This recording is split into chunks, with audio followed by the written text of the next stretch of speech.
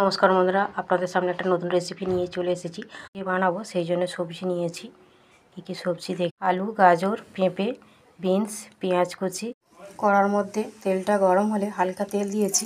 কড়ার মধ্যে রসুন কুচি, পেঁয়াজ কুচি, কাঁচা লঙ্কা হালকা করে ভেজে নিয়েছি। এবার চিকেনগুলো, এবার এই সবজিগুলো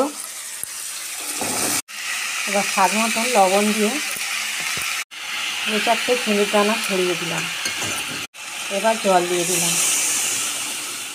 এবার গোলমরিচের গুঁড়ো দিয়ে দিলাম। আরও একটু বাটার এর মধ্যে দিয়ে দিলাম। কিছুটা কর্নফ্লাওয়ার এখানে গুলে রেডি করে নিয়েছি। ভালো করে নাড়াচাড়া দিয়ে ঢাকা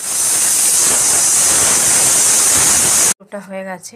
এই দেখুন চিকেন স্টুটা রেডি হয়ে গেছে। এই দেখুন কত সুন্দর হয়েছে। গরম গরম চিকেন স্টু রেডি। এই গরম